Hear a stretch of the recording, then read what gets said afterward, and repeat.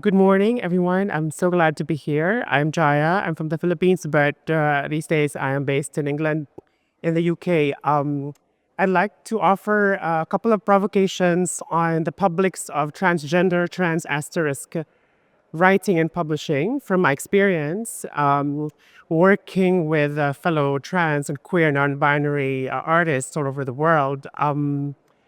Uh, Allow me to engage the term public philologically first, because I'm a scholar of language. I like to return to the 14th century. The word publish is from the word publition, to make public. Further from publican, early 14th century, derived from the Old French publier, to make public, from the Latin publicare, to make public, from publicus, pertaining to the people. The meaning associated with a book in the market is a late 14th century sense, which coincides with putting one to shame. If publicus referred to the people, it also meant reproducing them, hence breeding them was also associated with publishing. I found out that the word publish had associations with breeding, especially in the 14th century. Around the same time, books were also distributed to our reading public. As publicus referred to the people in general, it also included senses of ordinariness as well as vulgarity, as in the notion of a public woman in the late 16th century as the term for a prostitute, a woman open for all. This notion of availability coincides with pubis, the adult, in particular a full-grown man, as well as pubis, the groin, the genital at the center, the hair that grows around it.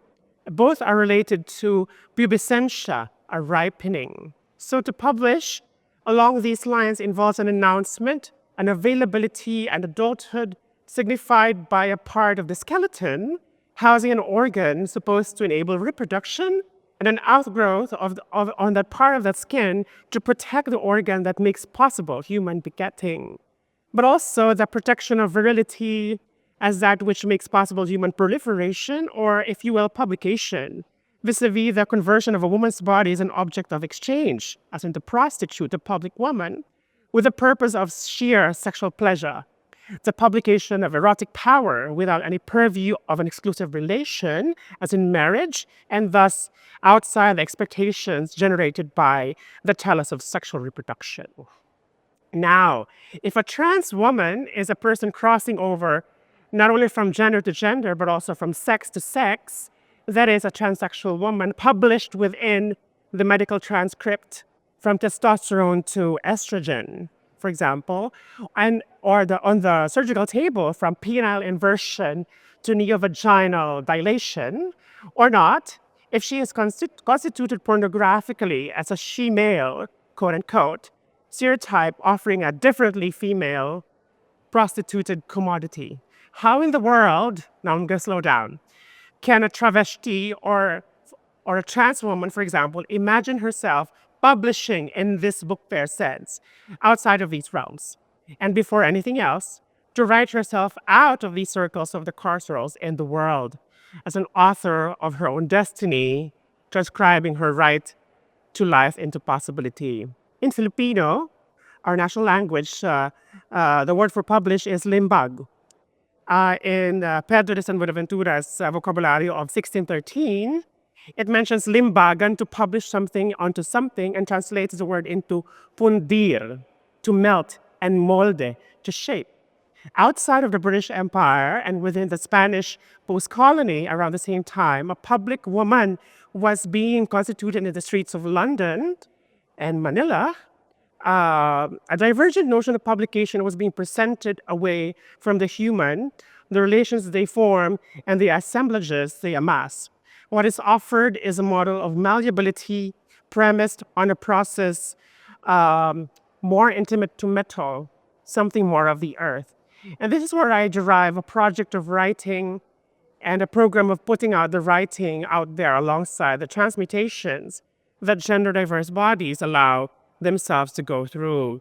Something is published from shifting from one form to another, but only after a meticulous procedure that subjects an ore to turn into gold, for example. At Asajas, my book of poetry was published by Kristian Don Cordero Savage Mind in the Philippines in 2023. And this year, we just released a second edition. And the translation by Kristian Gil Benitez was published by Pawa Press and Paloma Press in San Francisco a couple of days ago. Let me see that I have been writing and publishing since 2000 and writing poetry since 1999. But because of the context of Philippine publishing that began in 1593, when the Catechism Doctrina Christiana was published, the first book-length volume of poetry in the post-colonial national language was only published for 430 years. That is by a trans woman in 2023 under my name as a poet. It must be also said that while there have been innumerable trans women writers in my archipelago even before the Spaniards came, the structures and systems of the country prior to, during, and after empire have subjected these women to various forms of duress that they had decided to focus their energy on making sense of their suffering and transforming the grievance into female solidarity. So this is what I'm trying to point out at this point, that yes, there should be transgender writing, transfeminine writing, so to speak. It's just that there are various forms of writing ourselves, in the world that we have to confront before we can finally publish in the book sense of it, right? And when we do, I think it's already a reprint of these various confessions. It's but it always feels like the first time. I don't really need to. If you ask me, I don't want to label myself as a transgender writer. Or because I just write. When I craft a poem, or when I immerse myself in my work, I don't really think of the things that concern me transsexually. It's just an aspect of my work, and it barely and these transsexual transgender aspects of my life barely matter, or a figure, and what the public thinks of us, So, this is a sentiment that is shared by other artists who are transgender or non-binary as well in the performance arts or the visual arts. There are many of us out there, and if it were up to us, we wouldn't want to be labeling ourselves as such, but we have to, I guess, for visibility. It's a political act of visibility, and we don't really want to stay in that limelight of just being a transgender writer, because there are many things that we can offer. I haven't even thought about what is transgender about my writing. Perhaps I have a better sense of what a metaphor is, of what my relation to things are, from object to object, because of the various transformations that I'm very much intimate with. But I don't want to bother myself with just thinking of along those terms, right? I guess. Yeah, I'll end with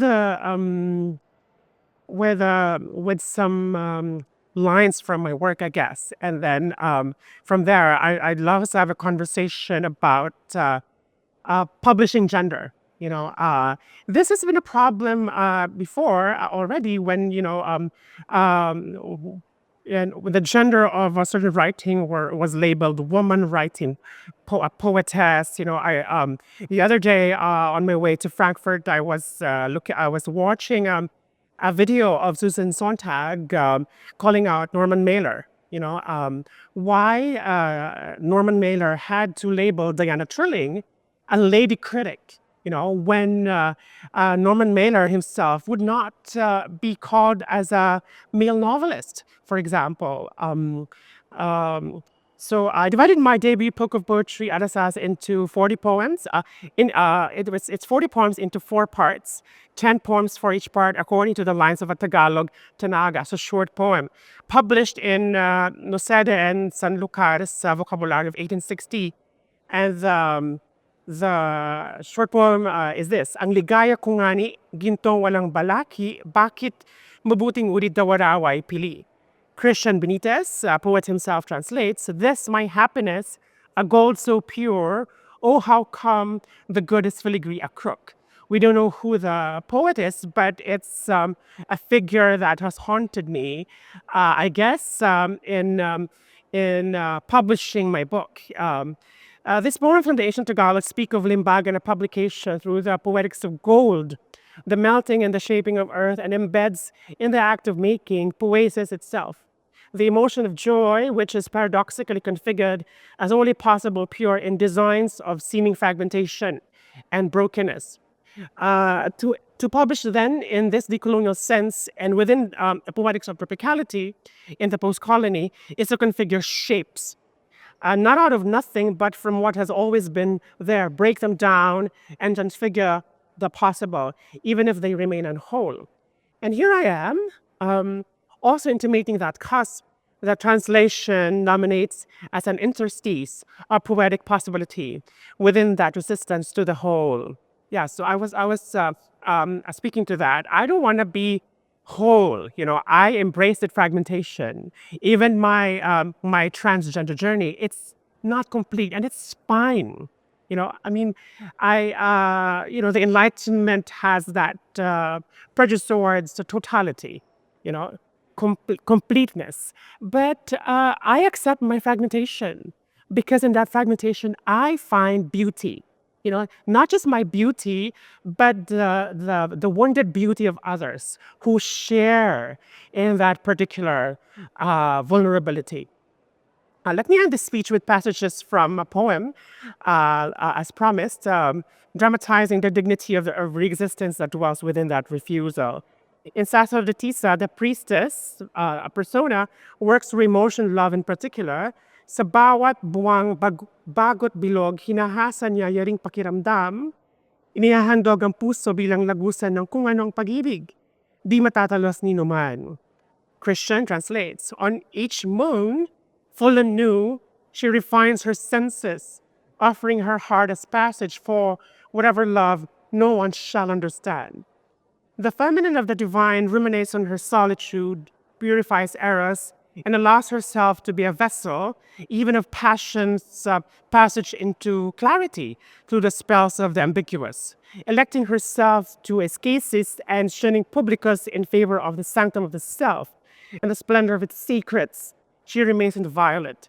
And yet, because of the purity of her rumination, her intellect supersedes the way of the negative.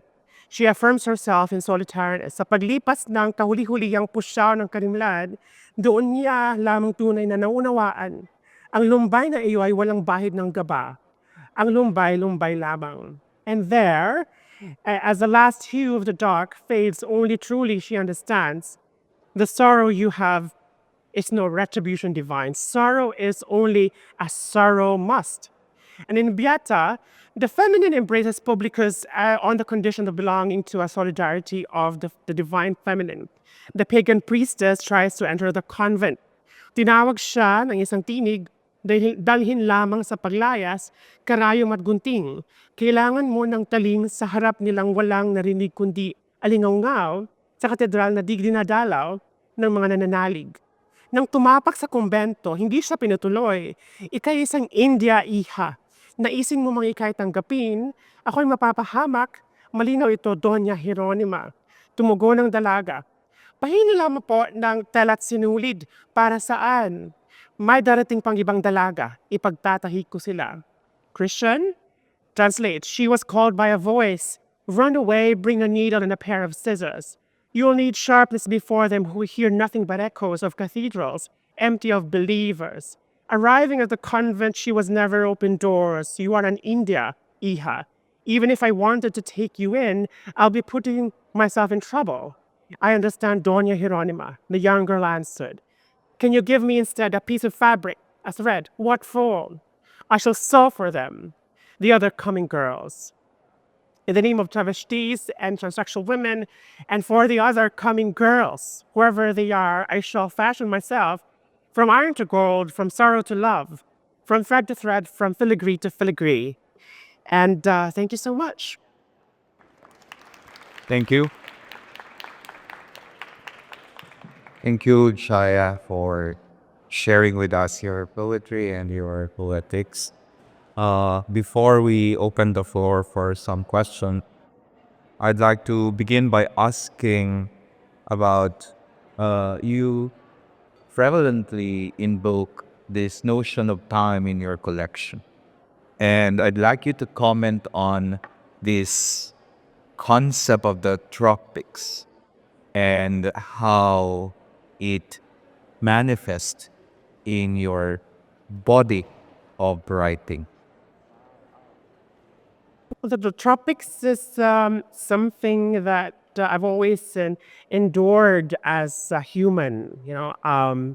Having lived in the United States and in the United Kingdom, I yearn for these colder places. You know, because there's always a sense of dis-ease and discomfort in the tropical milieu. Right now I'm sweating because of this white light, and it reminds me of the tropical summer in Manila or the tropical monsoon where I still sweat. So it's always an experience, an intimacy with the body that's always warm, that's always wanting to burst out, as if a fire within wants to, I want to self-immolate, and I say that self-immolate, not negatively, but, a sense of desire that's just too much, but also too lovely that I can't endure to just to keep it within myself.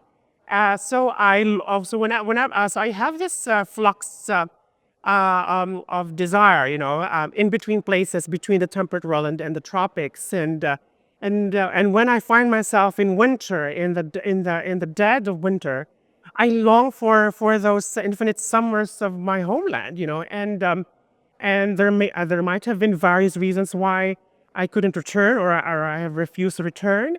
So I would seek out home, the tropics in other tropical places, and I think I could confess that when I was transitioning, I found that second home in Brazil, where I did my postdoctoral work with travesti culture. I just felt so welcome and one of them, even if I was different.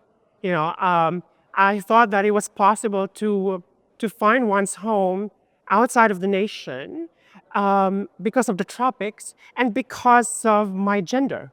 And I was forced to learn Portuguese, Brazilian Portuguese, because I wanted to be able to speak with my sisters and be able to be understood. I did it through Spanish, Portañol, and it was wonderful.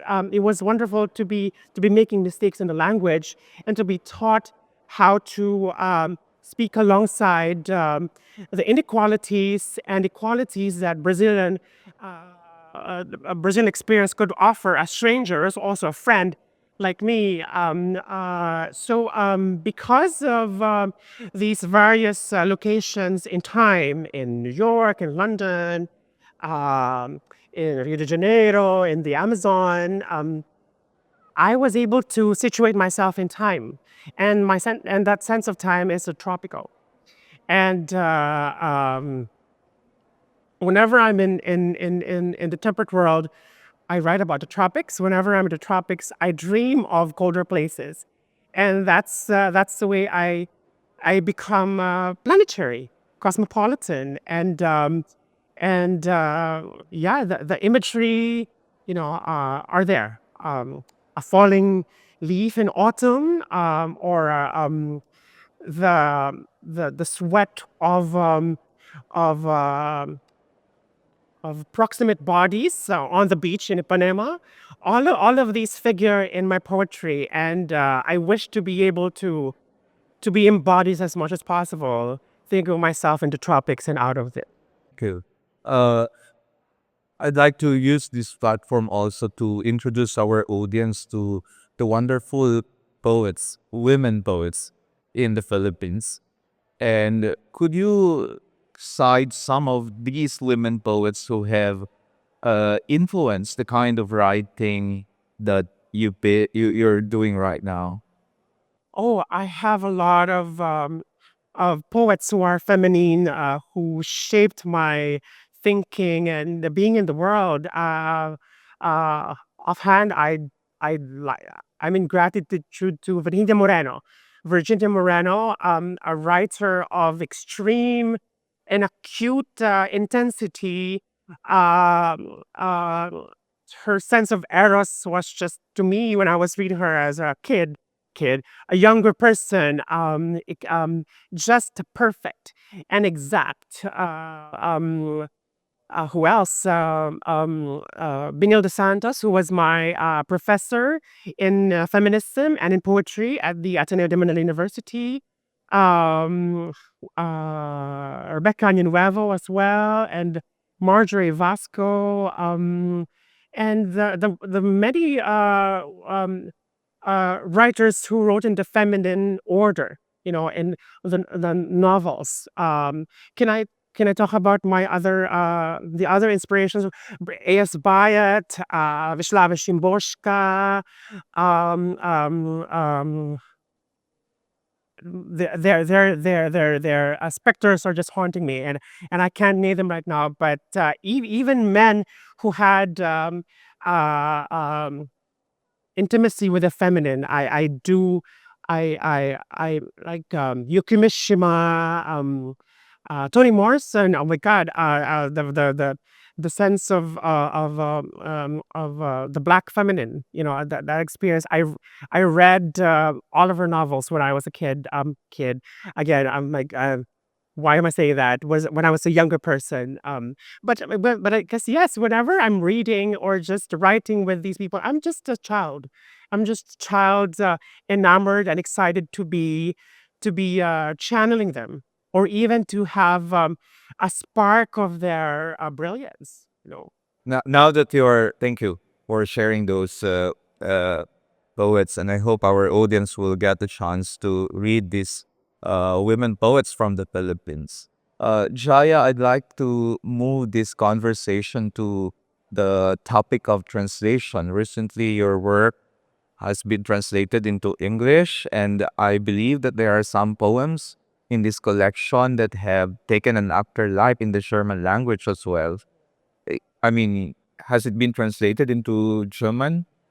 Uh, Not yet, I believe, but the translation, yes, translation is something that I treasure, I cherish being translated because I constantly find myself in states of translation, as well. Not just as a transgender person, but as a person in the world.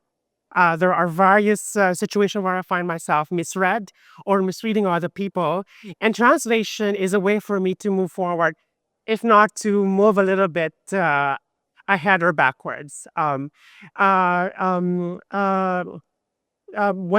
my work was translated by Kristian, one time, because my colleagues in the performing arts wanted to involve my work in performance. The poem that I performed yesterday at the press conference, he asked Gems, a good friend of mine, Joshua Serafin from the Philippines as well, but based in Belgium, was presenting in Berlin, and they wanted to that text to be part of the performance or the program. And then after that, I co-created with Joshua again, with Bunny and Lucretia, and with Benji and Justin Shoulder of Filipinx Australians. And then that's a translation that I'm referring to for the work of literature to be part of performance.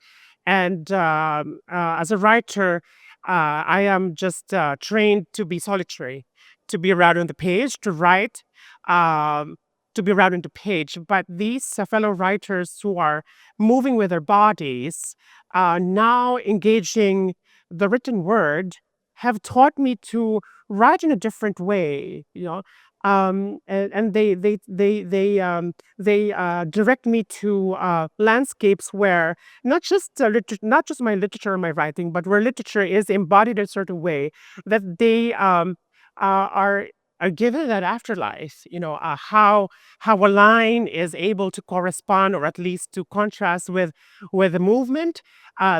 These friends also composed that poem and that translation into song, and everything came together. You know, I guess that's one learning that I got, that the writer's solitude need not stay that way. The writer should be working with other writers, with other artists, and learning from them. And and these fellow artists also appreciated the methodologies of writing, and found solidarity with these methods of creativity, that there was a mutual understanding of how one could feed off of each other's energy. And this is, I believe, this is a current trend in global contemporary art co-creation. I find myself co-writing, co-creating with these artists, and it's just fun to be doing that, to be out there, to be flown into Brussels for one day just to critique a piece of work, and how a line or two could be revised to converse with the movement or with the image um, even more lucidly. Thank you. Now, what are the struggles? I mean, like in your writing, in the publishing world, uh, living in London as an academic, and writing poetry in a language of your home. Do you find yourself in difficult situations as well, where you are being haunted? Yeah. Absolutely. I know that when the moment I step into a room, there are various readings of me already. And the moment I open my mouth, I can see that those particular perspectives are troubled. And because I present various differences, and I don't always want to be visible. I want to be invisible as well. Sometimes I just want to be able to cross the street, and in the UK right now, there's a lot of risk being someone like me, with gender critical feminism gaining momentum, and various other issues at hand, that sometimes you, even if you have so much confidence, you hesitate to contribute to a discussion because you don't I don't have uh that fortitude to be able to fight back at all times. Sometimes um like I said, being transgender is already a struggle, but being a transgender writer, that presents a set of challenges, as well as a set of gifts as well. And there are days when I can have both, the blessing and the curse. There are days when I just have to when I just really want to be welcome, to be safe. And there are days when I just want to fight back. And I guess at the end of the day, it's the richness of the experience, how one takes it, that I treasure.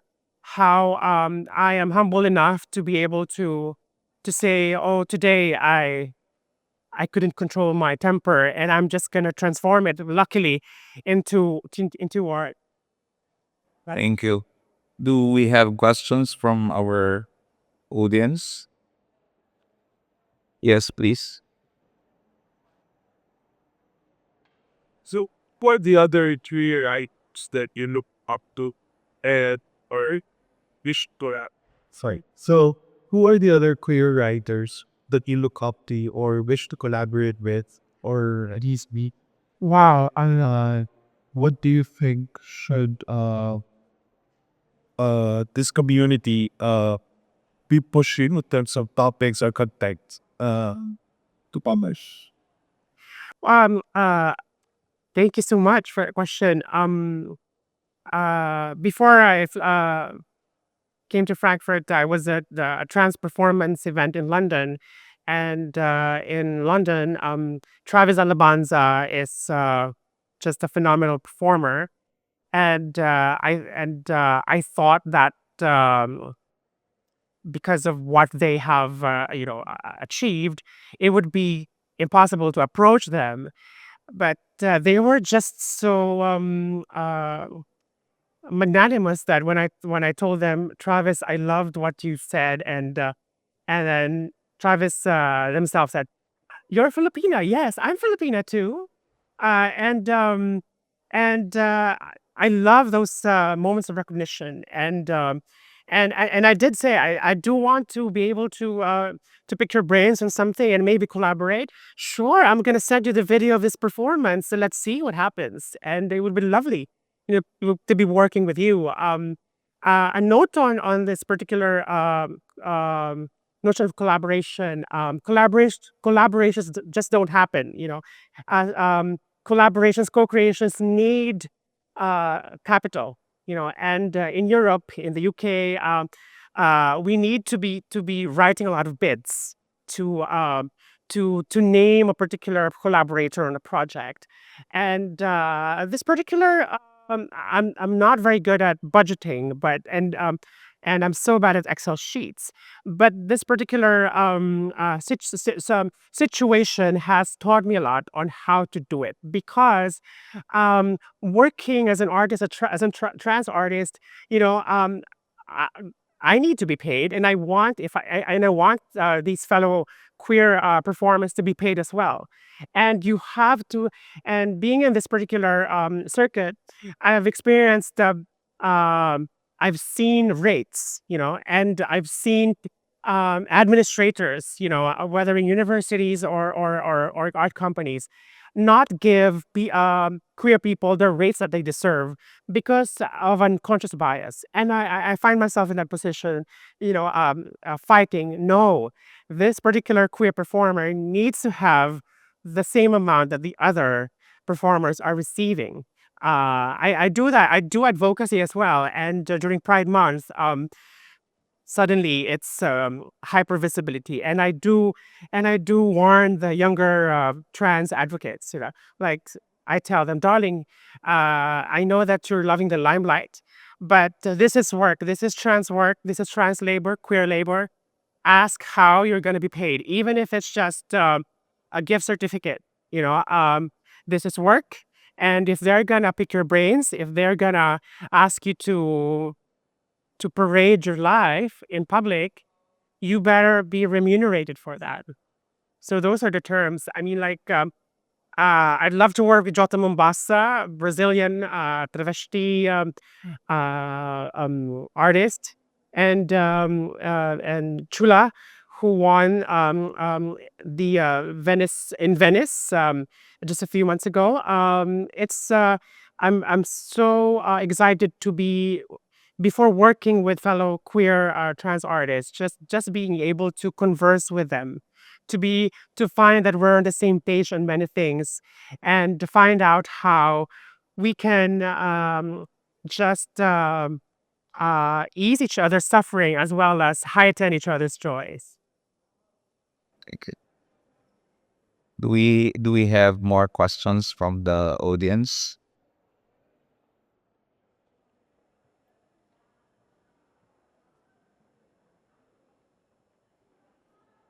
You said earlier you don't identify as a trans writer. Does it mean that someone reads your poetry will not find traces of that identity? Wow, what a question, Tita Nene. I guess reading. I can't control that. If someone can find traces of transness in my writing, um, I'd welcome that. I'd love to hear how trans or how not trans my writing is. You know, because I find my notion of trans is this particular movement, not just from gender to gender, but from one sense of self to another, and that particular gender transition is just an aspect of Virginia Woolf's Orlando, for example. And if you look at world literature, transness can be extended to define other forms of transitions beyond the transgender journey. Um, I guess that's what I'm trying to push for the universal possibility of transness as gender of transition itself, beyond the medical, the political nomination. Uh, yes, that's I get. I hope that answers your question, Stanley.